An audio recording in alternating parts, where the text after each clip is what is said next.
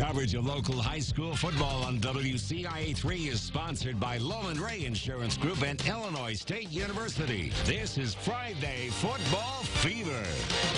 Welcome into Friday Football Fever. Marley Weirda and Brett Behrens with you tonight for a jam-packed show. We have 16 highlights ahead. It's the most we've had all season long. Scores rolling at the bottom of the screen as well. More and more cancellations starting to add up. Watseka punted the remainder of its season. Clinton forfeited its game against St. Teresa, leaving the Bulldogs in search of an opponent. They head north, 3-hour trip to Pecatonica to play Dupec, and we pick this one up in the second. Justice Chapman able to break through the line and get the sack, and then Denham Cook blasts through the hole, and he is gone. Nobody catching him. St. Teresa continues its roll this season. They are unbeaten, but this one closer than expected, 28-22. Bulldogs leave with a win.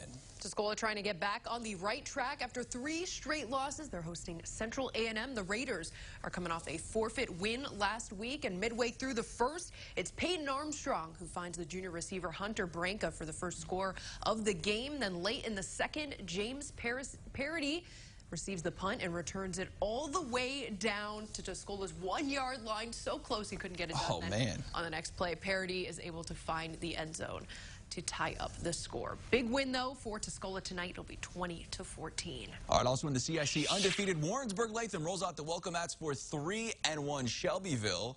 This one in the first quarter, Rams QB Max Byers passing to Ty Brockbill. He fumbles the ball. Shelbyville recovers on that one. Then a few plays later, Shelbyville quarterback Max Byers to Rope Hatfield runs it in to get them on the board to make it 7-0 after the extra point, and Shelbyville pulls the shocker tonight, 21-14 with the road victory. First place showdown in the Lincoln Prairie between Villa Grove and Cumberland. The Blue Devils hold the top spot coming in. Pirates, though, coming off a loss, playing with a vengeance. Ty Bradley, the big run to the outside for the first down. Later in the drive at the goal line, Pirates with the option. Bradley takes it in for the score. Cumberland up big, but VG gets on the board late with this touchdown from Liam Barr to Brady Clodfelder. All Cumberland, though, 47-8, a blowout win. Arcola is looking for 3 straight wins tonight, hosting Sangamon Valley, and it'll be a pretty wild start to the game. Very first play, Arcola's Tanner Thomas picks off Travis Hempfield's pass. In the second play, Arcola gave it right back. In the third play, the Storm fumbled it back. Once the Riders had the ball, they ran away with it. Jed Jones gets it to the corner, and he will score, takes it to the house there. And then the Storm's first play with them in possession now. Jones picks it off and walks it in for 6. Riders get the win 59-20. Also in the LPC, Arthur-Lovington-Atwood-Hammond making the trip to Cerro, Gordo, Menth. Third quarter as we get right to it, as LEAH quarterback hands it over to Landon Waldrop, runs it in to make it 2016. Then Colin Warren will later on pass it over to Ian Bettinger. He almost makes it, but a few plays later, Colin Warren bucks like a Bronco. Pushes the 3 yards they need to make it a touchdown. 26-12 ALAH, and they go on to win this one 46-19. All right, big game in Bloomington as first place Unity makes the trip to the Twin Cities to face BCC. Matt Brown breaking away here for the long run. This might be a play of the week nominee. Defender trying to catch him, but he can't do it as Unity gets on the board, and it was just the start. Blake Kimball with a keeper for a long touchdown run from him as well. Rockets were meaning business tonight. The spin play, that might actually be better than the other one. We'll have to see how that plays out. A little bit later, Central Catholic tipped, interception by Nat Nosler.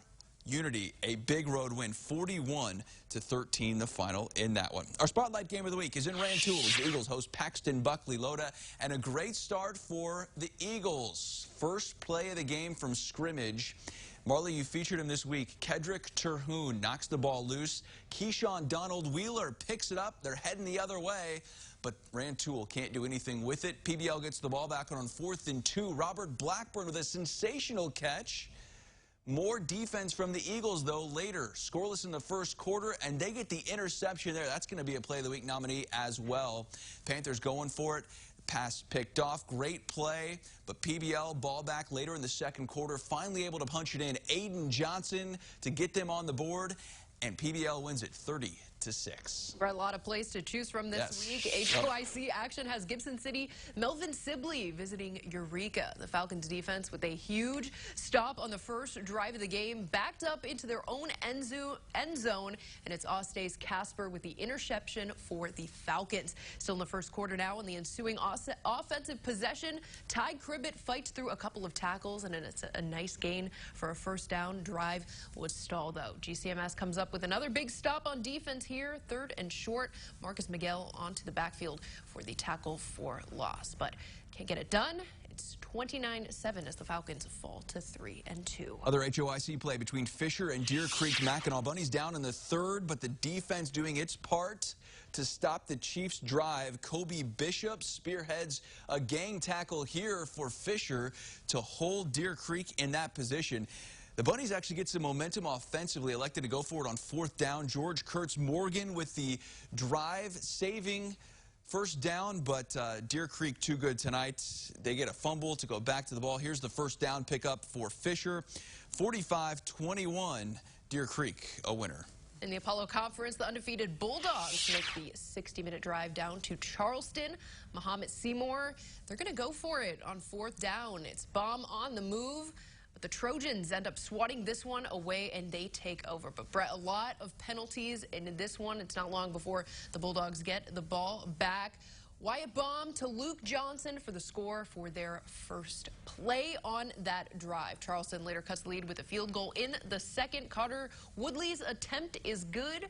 The Bulldogs end up scoring 4 more times before the end of the half. It'll be 48-10, and the Bulldogs stay undefeated. All right, time for our first break. We've still got so much more to come here on Friday Football Fever as we check in with Centennial, Central, Danville, and a big Sangamo showdown between Williamsville and Maroa Forsyth. That's all next.